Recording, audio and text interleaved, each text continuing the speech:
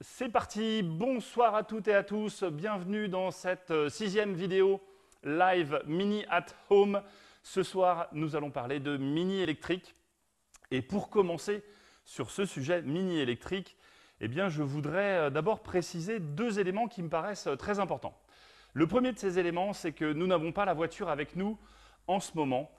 Oui, nous avons préféré ne pas prendre de risques nous-mêmes et ne pas faire courir de risques à d'autres personnes et d'essayer à coûte que coûte d'avoir la voiture ce soir. Donc, j'ai tâché d'illustrer au maximum cette présentation avec des vidéos qui vous permettront de la découvrir dans les moindres détails. Ça, c'est la première chose. La deuxième chose, dès la fin du confinement, la bonne nouvelle, c'est que vous pourrez aller dans vos concessions essayer cette nouvelle mini électrique parce que toutes les concessions l'ont reçue. Le lancement officiel, c'était il y a à peine un mois, début mars. Donc, dès qu'on a fini le confinement, vous pourrez, à l'ouverture de vos concessions, retourner et essayer cette fantastique voiture dont nous allons parler aujourd'hui.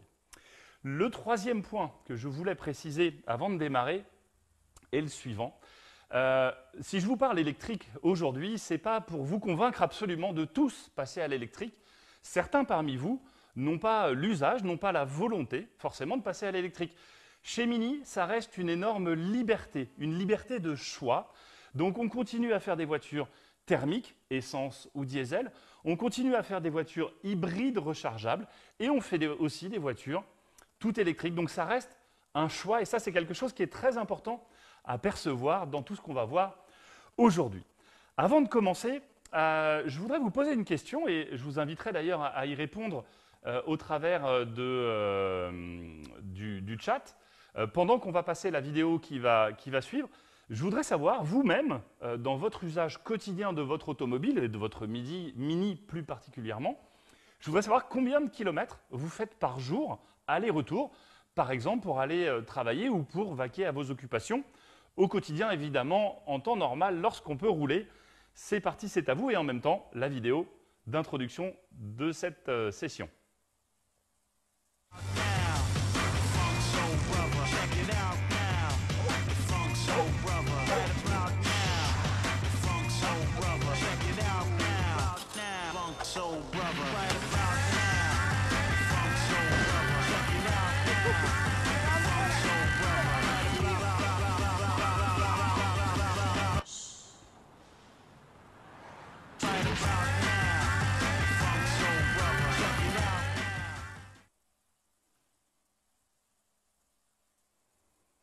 Alors, je commence à avoir quelques réponses concernant les kilométrages réalisés, 15, 100 km par jour, 50 km aller-retour. Je pense que ça, voilà, 50 km. Ok, parfait, 80 km par jour en moyenne. Ah, vous êtes plutôt des rouleurs assez importants hein, par rapport à la moyenne des Français. Alors, deuxième information que je voudrais vous apporter par rapport justement à ces déplacements, c'est le fait que les Français, en moyenne, ne font des trajets de plus de 400 km qu'en moyenne 5 fois par an. Donc, vous, parmi vous, ne faites des trajets de plus de 400 km que 5 fois par an en moyenne. Alors, si je regarde un peu l'usage des clients Mini, par exemple, si je regarde par exemple les contrats de location les plus souvent souscrits chez Mini, par exemple, c'est des contrats en général qui font 3 ans, donc 36 mois, 30 000 km, donc 10 000 km par an, ce qui veut dire 27 km par jour ou alors 40 km par jour travaillés. Et vous êtes parmi les personnes qui m'ont répondu là aujourd'hui, à peu près tous dans cette gamme d'usage. Et on va voir pourquoi il est important d'avoir cette perception-là, tout simplement parce que, et je préfère être clair avec vous tout de suite, dès qu'on parle voiture électrique, et j'ai eu l'occasion très souvent dans ma carrière de présenter des voitures électriques à des clients, les premières questions qui sortent, c'est quelle est l'autonomie, quelle est l'autonomie? Et moi, je retourne souvent la question, quel est votre usage? De quoi avez-vous besoin? Et là, très clairement, quand on parle de cette nouvelle mini électrique, on est exactement dans cet esprit-là. On n'a pas essayé de faire la voiture qui a la plus longue autonomie, on a fait la voiture citadine de 3,85 m de long qui permet d'avoir une autonomie suffisante, largement suffisante pour faire mes trajets quotidiens et de manière plus exceptionnelle, envisager des trajets interurbains par exemple. Donc le ciblage, c'est exactement le même ciblage que ce qu'on a avec une Mini thermique classique, c'est-à-dire un usage urbain, périurbain, pour la majorité de son usage.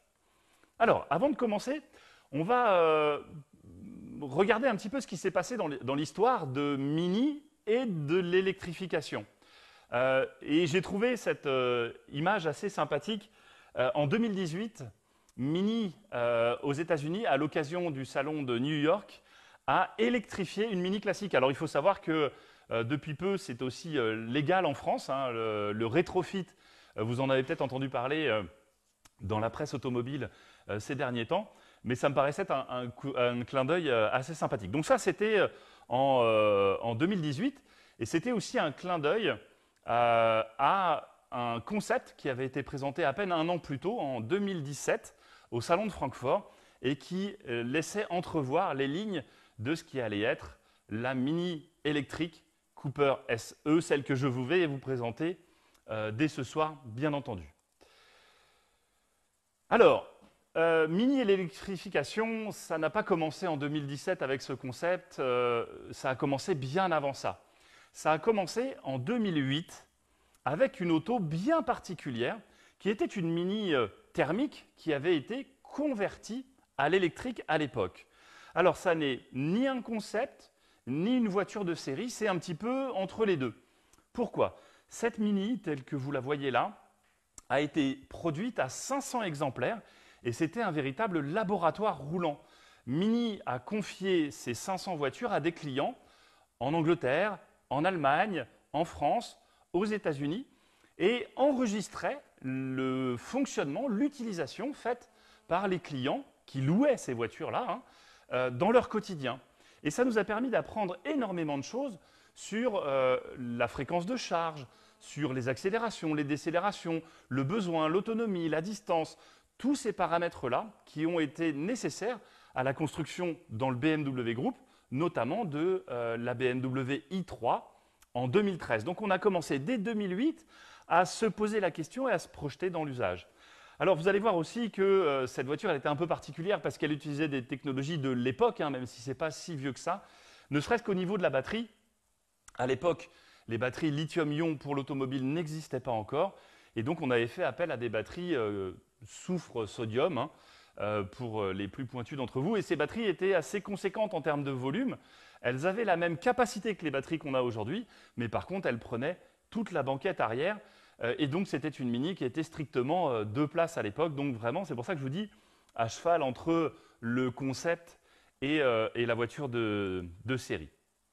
Évidemment, toutes ces recherches, toutes ces études ont permis de développer le produit dont on va parler maintenant, c'est-à-dire cette nouvelle Mini électrique, Mini Cooper SE, qui a été lancée le 5 mars dernier et que, encore une fois, je vous encourage à essayer absolument. J'ai vu qu'il commençait à y avoir quelques informations pour parler justement de cette utilisation, de cette expérience. Peut-être que certains d'entre vous ont déjà eu l'occasion de l'essayer. On va commencer d'abord par une dimension esthétique. Évidemment, cette Mini électrique porte 60 ans d'histoire et elle doit rester une icône en termes de style. Et donc, on va retrouver exactement les éléments caractéristiques que on a l'habitude de retrouver sur une Mini dans sa version thermique, avec en plus évidemment la dimension Cooper S, puisqu'elle mérite son nom et on verra grâce à quelle motorisation elle mérite cette appellation Cooper S. Donc on va retrouver évidemment sur la face avant une calandre hexagonale, l'icône de la marque Mini, bien sûr, entourée avec ses 4 phares avant, là aussi le signe d'une Mini telle que vous la connaissez. La calandre va avoir comme particularité d'être occultée, d'être fermée. Ça, c'est nécessaire parce qu'on veut évoquer aussi visuellement le fait qu'on n'ait pas de moteur thermique à refroidir. Et ça va aussi permettre d'améliorer l'aérodynamisme de notre voiture parce que si l'air ne s'engouffre pas sous le capot, il n'est pas freiné, il s'écoule plus facilement autour de la voiture. Donc ça améliore aussi l'aérodynamisme de notre Mini. Évidemment, on va retrouver, et comme on le retrouvait d'ailleurs sur le concept de 2008, sur la voiture de 2008, on va retrouver la couleur jaune qui est la couleur Energetic Yellow. cette couleur qui va être la signature des Mini électrifiés, à la fois visible dans le badge, mais aussi visible dans des inserts, comme vous pouvez le voir sur la face avant. Sur le latéral, le principal élément vers lequel je voulais amener votre regard, c'est bien entendu ces jantes spécifiques qui ont été développées pour la Mini électrique. Ces jantes s'appellent Power Spoke, et tout simplement parce qu'en fait, si vous regardez bien, elles devraient vous rappeler quelque chose. Ces jantes, si vous avez voyagé déjà en Angleterre, eh bien, elles reprennent tout simplement la forme des prises de courant anglaises, et c'est pour ça qu'on les appelle Power Spoke, hein, pour Power Plug. Et elles reprennent cette forme-là, donc c'est à la fois le clin d'œil à l'électrification et à l'origine évidemment anglaise des Mini, bien entendu. Je précise que la couleur jaune n'est pas obligatoire, hein, c'est une option gratuite. Hein, il est possible d'avoir, notamment sur la face avant, une calandre grise sans autre élément de couleur. Pardon, sauf le badge qui, lui, ne peut pas être retiré, évidemment, sur une Mini électrique. Alors, seulement 2 éléments vont manquer à l'appel par rapport à une version thermique en termes esthétiques. Notamment, la première chose, c'est bien entendu l'échappement. On fait une voiture électrique, ce n'est pas pour mettre un faux échappement à l'arrière. Donc sur la face arrière, on aura sur le bouclier arrière évidemment pas d'échappement. Ça va aussi permettre de marquer cet aspect vraiment protection environnementale, respect environnemental par l'absence de rejet lors de l'usage de notre voiture. Le deuxième élément, ça va être un autre élément particulier, évidemment, c'est la sonorité. Le grand intérêt de rouler en voiture électrique, c'est le silence de fonctionnement. Si vous avez déjà eu l'occasion de rouler en voiture électrique, c'est absolument impressionnant. Alors évidemment, pour certains d'entre vous, notamment en ville, ça peut être perçu comme un risque. Hein. On a tous eu devant nos capots des gens qui se baladaient avec leur smartphone rivé à l'oreille et donc qui oublient leur environnement. Imaginez qu'avec une voiture qui ne fait aucun bruit, ça peut être encore pire. Et bien évidemment, pour éviter ça, Mini va diffuser à l'extérieur un son caractéristique qui ne sera quasiment pas perçu de l'intérieur, hein, on ne l'entend absolument pas. En revanche, qui va alerter les personnes qui se trouvent autour de la voiture qu'il est en train de se passer quelque chose dans leur champ de vision où ils devraient donc prêter attention à cet aspect-là. Donc c'est quelque chose d'assez important. Donc voilà les 2 éléments quelque part qui vont manquer par rapport à une dimension thermique, bien entendu. À l'intérieur, presque aucune différence perceptible dans ce que vous pouvez voir à bord, si ce n'est l'affichage digital au-dessus du volant. Le combiné d'instrumentation, lui aussi, se modernise. On quitte l'univers classique traditionnel des Mini avec leurs aiguilles et on entre dans cet écran digital de forme légèrement ovale, hein, comme vous pouvez le voir maintenant à l'écran, avec évidemment sur Mini électrique des informations spécifiques à l'usage d'une voiture électrique, notamment l'autonomie en termes de batterie, mais aussi l'utilisation que je vais avoir de ma batterie, c'est-à-dire l'intensité d'accélération que je donne sur mon accélérateur et qui va être visible directement à l'écran. Alors notre Mini, elle est fabriquée à partir d'une Mini thermique, hein, c'est la même structure, la même ossature, dans les usines d'Oxford d'ailleurs, et on va là aussi avoir sur l'ensemble de notre concept, de notre voiture électrifiée, de notre Mini électrique, on va respecter les gènes de Mini. Alors la dimension design iconique, j'en ai parlé il y a quelques instants. La deuxième chose que l'on attend d'une Mini, c'est bien entendu les sensations de conduite. Et ces sensations de conduite, le fameux go-kart feeling, on va voir de quelle manière et à quel point il a été respecté sur une version électrique. Elle va garder ces gènes de sensations de conduite. Le troisième point qui fait de Mini une Mini, eh bien, c'est la dimension intelligente, les solutions techniques. Vous vous souvenez, hein, on en avait parlé pendant l'histoire. Alec Issigonis, il était allé chercher des solutions techniques pour rendre son concept possible. Et bien là, sur cette Mini électrique, on va avoir la même démarche, avoir une voiture qui sera intelligente. J'ai parlé de l'extérieur, à l'extérieur, à part quelques éléments de couleur, il est quasiment impossible de reconnaître une mini thermique d'une mini électrique. À l'intérieur, à part le compteur, c'est la même chose, puisque l'intérieur, l'habitacle, va nous offrir la même habitabilité, le même volume et l'espace intérieur que l'on a sur une version thermique. Ben oui, mais comment c'est possible? Parce que finalement, quand on fait une voiture électrique, il est nécessaire d'intégrer un certain nombre de composants. Notamment, parmi ces composants, se trouve la batterie. Alors, où est-ce qu'elle est, la batterie, sur une mini électrique?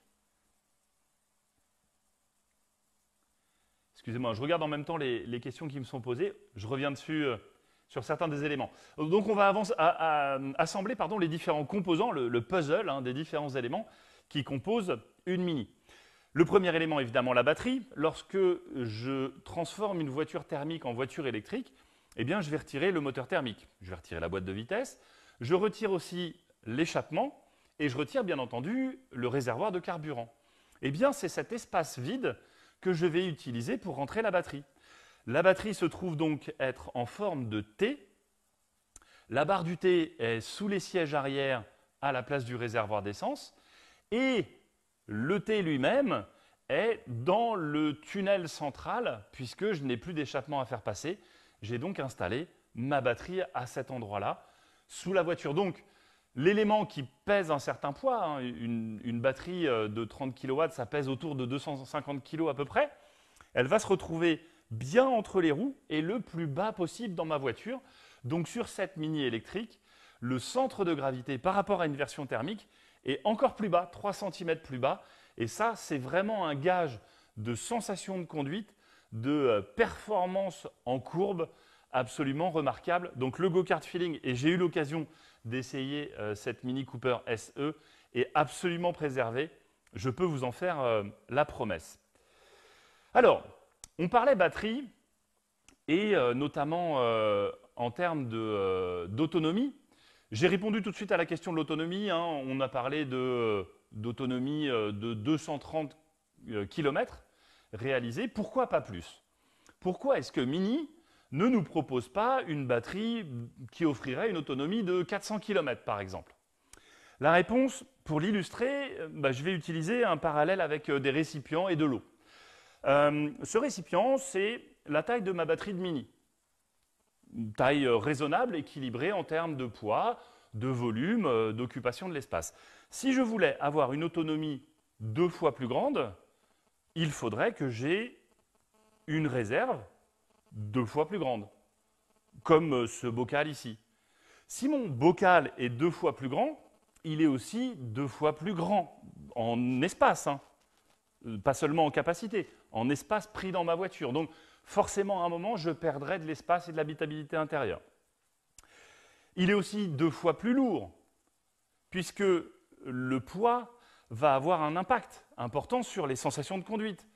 Un poids plus important, c'est plus difficile à accélérer, c'est plus difficile à freiner, c'est plus difficile à maintenir correctement en courbe. Donc ça aurait un effet dégradant sur mes qualités de conduite, inévitablement.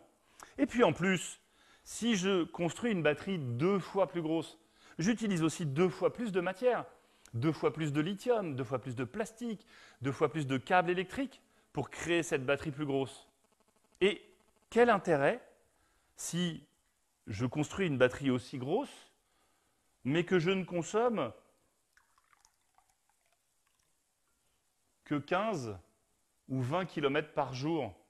Est-ce que j'ai besoin de transporter 400, 500 km d'autonomie dans ma voiture tous les jours, alors que je ne vais en consommer que 10, 15, 20 ou 30? Est-ce que réellement ça a du sens? Et en plus, le dernier point, c'est qu'elle est 2 fois plus grande, elle est 2 fois plus lourde, mais elle est aussi 2 fois plus chère. Et forcément, ça aurait un impact sur le prix de ma voiture. Donc le choix de Mini, c'est de faire une batterie avec une autonomie qui est cohérente avec la taille de la voiture et son usage, un usage urbain, périurbain. Bien entendu, ma batterie, je vais pouvoir l'utiliser pour faire des trajets plus longs, entre 2 villes par exemple, et ça on en reparlera dans quelques instants à propos de la notion de charge. Le go-kart feeling en termes de sensation de conduite, on en a parlé. de stabilité, d'équilibre de masse, bien sûr. Mais il y a aussi un autre point qui est très important, c'est bien entendu le moteur.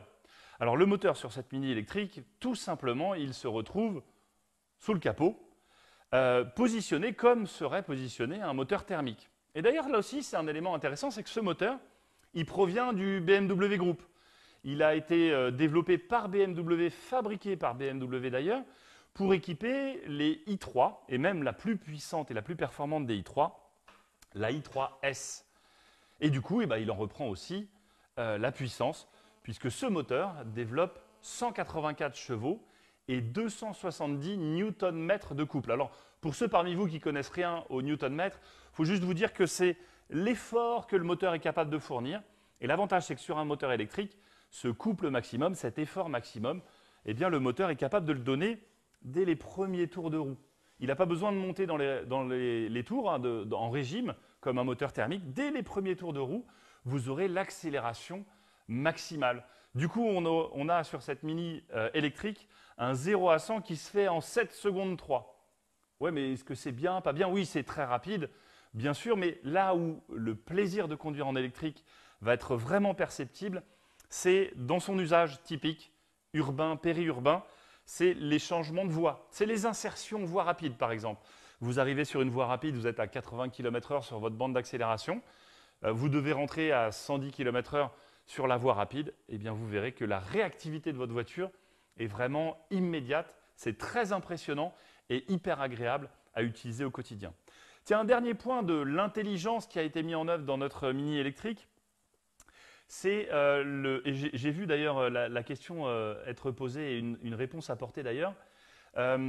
Pour pouvoir intégrer ce moteur électrique sous le capot d'une voiture qui a été conçue à l'origine comme étant une voiture thermique, eh bien on a demandé à une autre marque sœur du BMW Group, BMW Motorrad, ceux qui fabriquent les motos, on leur a demandé de nous fabriquer un cadre, un châssis en acier, pour venir s'intégrer et intégrer notre moteur sous le capot, comme vous le voyez illustré actuellement. Alors, je vois qu'il y a des questions qui concernent le temps de charge, l'autonomie. C'est toujours les questions qui se posent. Ce que je vous propose de faire, c'est de fonctionner, encore une fois, par rapport à votre besoin quotidien. Si vous faites 30 km par jour, 40 km par jour, vous pourrez rouler quasiment une semaine entière sans avoir besoin de recharger.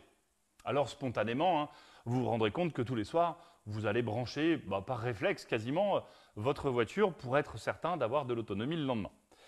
Mais malgré tout, percevez bien ce que ça peut représenter par rapport au nécessaire. Pour vous donner une idée, sur une prise de courant standard, et la plupart des clients d'ailleurs utilisateurs de véhicules électriques se rechargent chez eux sur une prise de courant standard. C'est 80% des recharges qui se font de cette manière-là. De série avec votre Mini électrique, vous aurez ce qu'on appelle le boîtier de recharge domestique, hein, celui-ci, avec une prise de courant standard que vous branchez sur votre voiture. Avec ce système de charge, en seulement 1 heure, vous allez récupérer 15 km d'autonomie. Alors c'est environ 15 km par rapport à la consommation de votre voiture en usage mixte, urbain, périurbain. 15 km par heure branchés sur une simple prise de courant.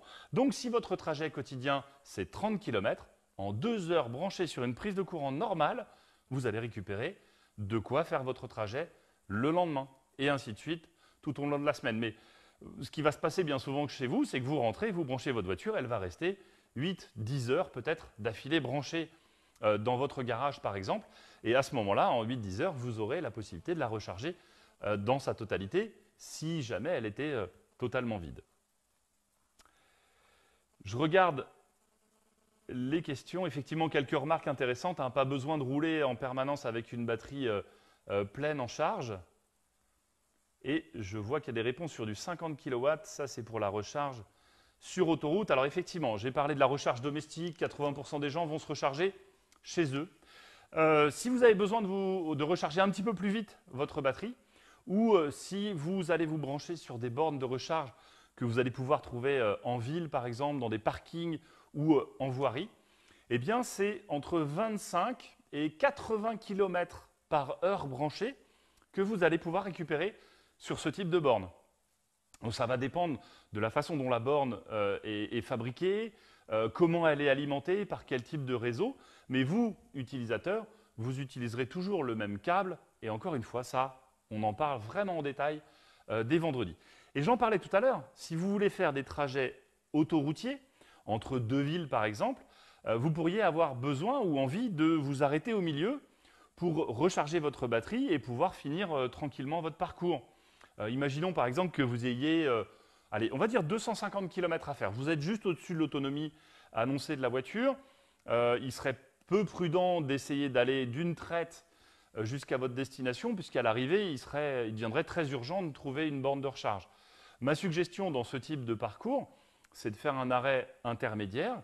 Vous vous arrêtez une demi-heure et en une demi-heure sur une borne de recharge sur autoroute, donc recharge rapide, 50 kW, comme vous le voyez à l'écran actuellement, vous allez pouvoir recharger 150 km en ces 30 minutes. Donc ça se fait assez rapidement, puisque, encore une fois, la recharge rapide est de série sur Mini.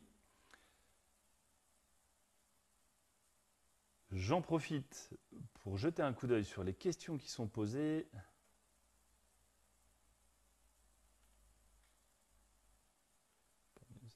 Wallbox.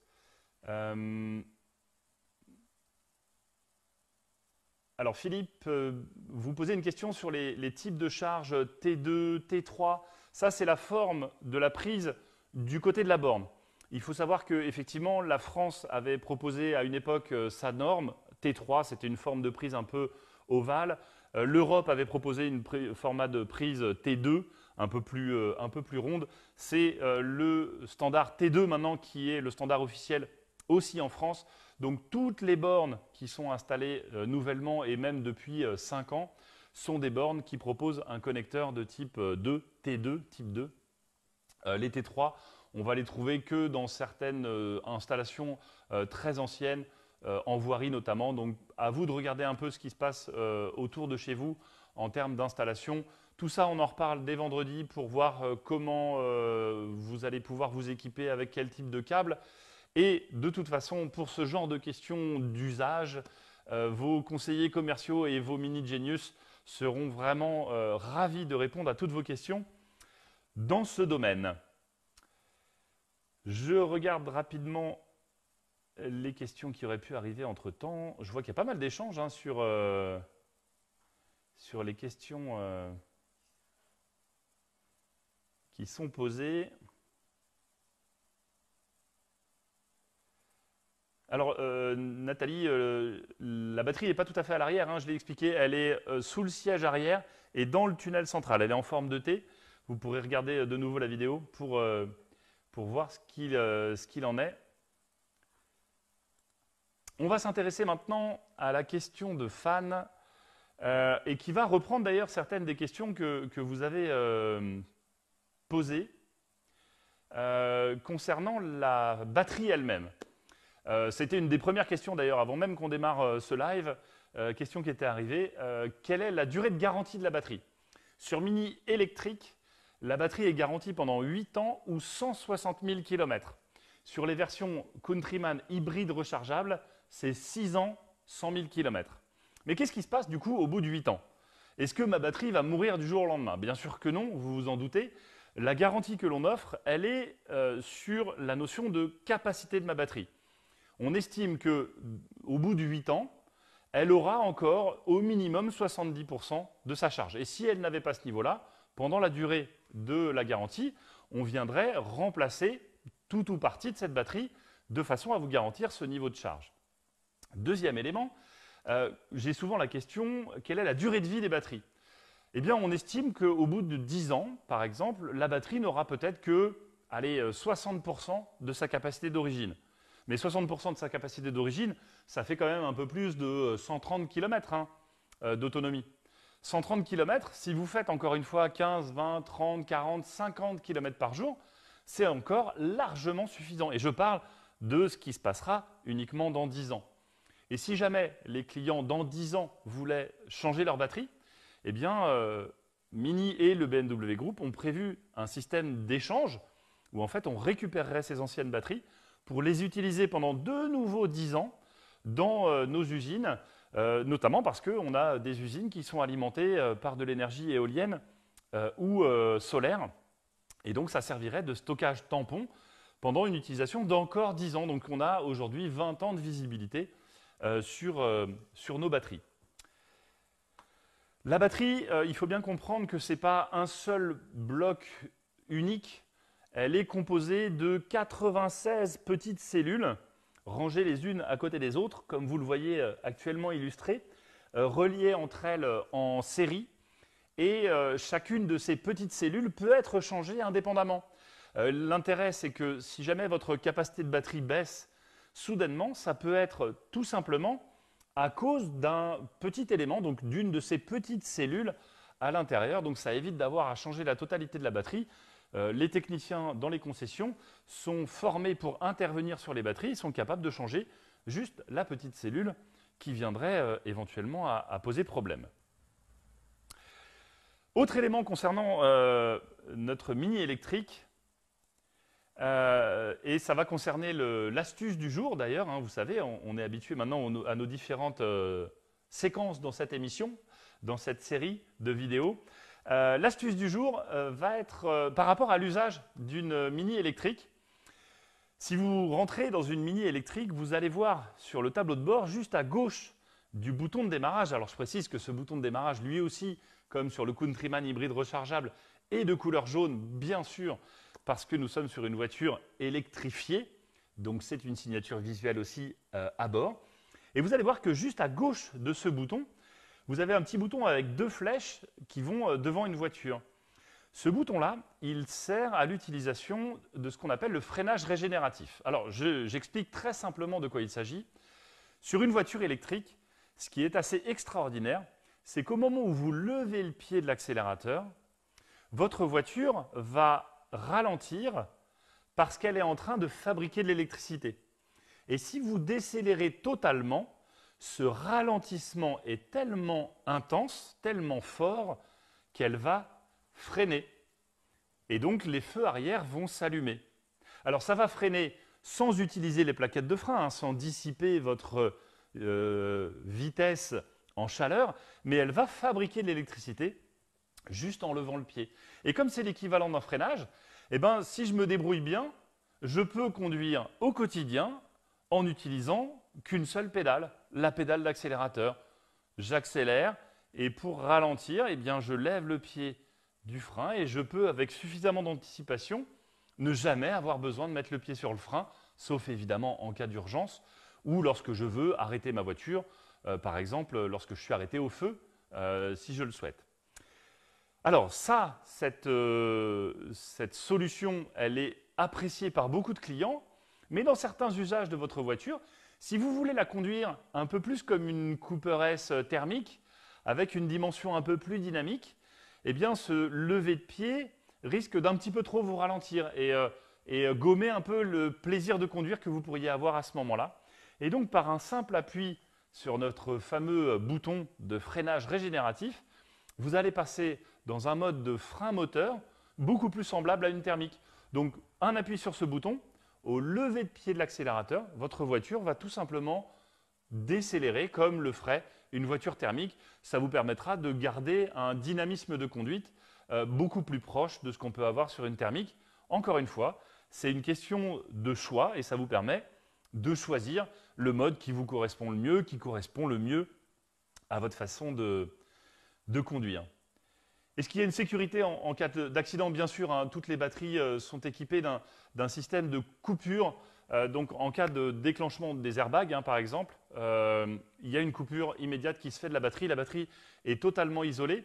En revanche, et je suis navré d'en parler à ce moment-là, mais les logos mini électriques sont obligatoires à l'extérieur de la voiture, notamment pour les services de secours qui doivent savoir identifier immédiatement que c'est un véhicule électrique parce qu'ils ont certaines procédures à respecter pour intervenir sur les voitures, mais bien entendu, cet aspect est parfaitement pris en charge. Alors je vois une personne, Cécile, hein, qui nous dit qu'elle fait 80 km par jour et que du coup, rien qu'en trajet travail, donc du coup, sa mini électrique, elle la solliciterait beaucoup. Bah, ça ne pose aucun problème, hein. Elle est largement capable de le faire. C'est la même technologie, hein, que votre smartphone, et vous ne vous posez pas la question de téléphoner tous les jours ou d'utiliser votre smartphone. Vous le chargez pendant la nuit, vous le videz quasiment en totalité dans la journée, vous le rechargez le lendemain. Il faut savoir qu'une batterie de voiture est beaucoup mieux conçue qu'une batterie de téléphone.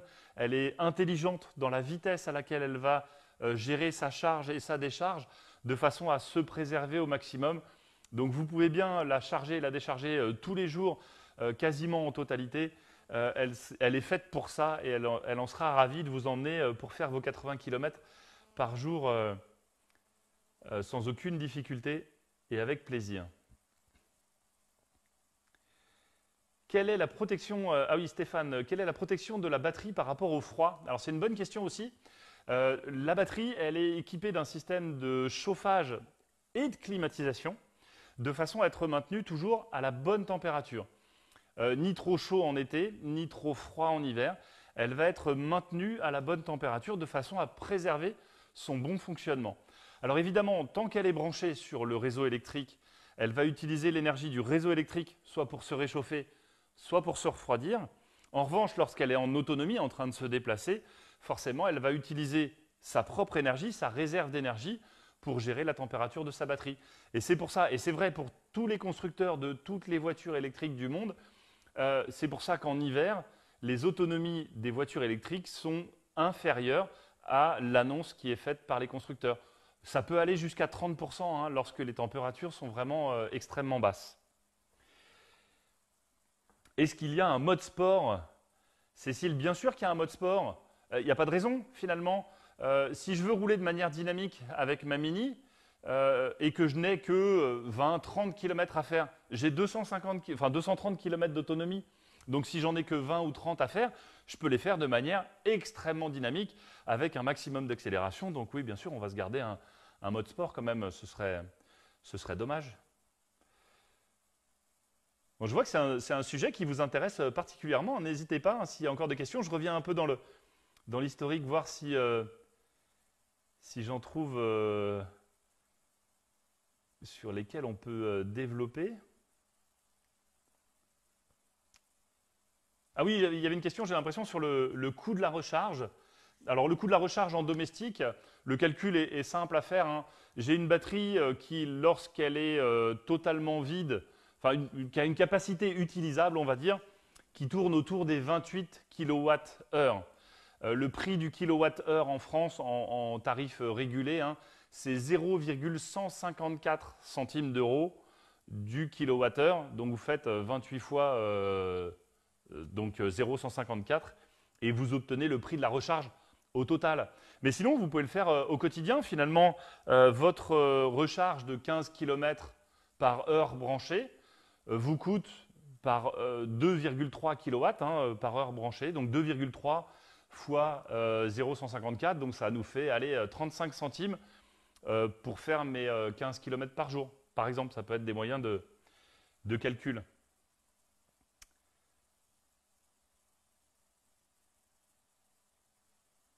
Alors, je regarde de nouveau des questions.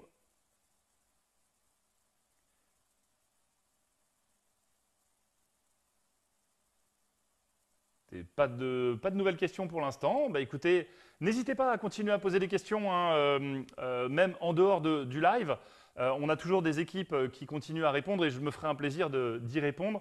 Encore une fois, en fin de semaine, on va compléter votre information sur la notion de recharge, que ce soit une recharge à domicile ou sur des bornes de recharge dans l'espace public. Combien ça coûte, comment ça fonctionne, qu'est-ce qu'il me faut comme carte? On va aborder toutes ces questions-là dès vendredi. Merci à toutes et à tous de vos différentes questions. Ah si, pardon, j'aperçois une question concernant la pompe à chaleur. Oui, sur une Mini, pour faire du chauffage à l'intérieur, je vais utiliser une pompe à chaleur, et cette pompe à chaleur, elle est de série hein, d'ailleurs, et elle consomme moitié moins d'énergie pour chauffer ma voiture que ne consommerait par exemple un chauffage classique dans une voiture électrique qui utilise en général une résistance. Donc là aussi, c'est un point intéressant, c'est que pour chauffer mon habitacle, eh bien, je peux utiliser cette pompe à chaleur qui est de série sur Mini. Pour nous quitter, une vidéo, maintenant c'est traditionnel. Encore une fois, restez chez vous, portez-vous bien, passez une excellente fin de journée et on se revoit vendredi pour compléter sur la dimension recharge. À très bientôt, bye bye.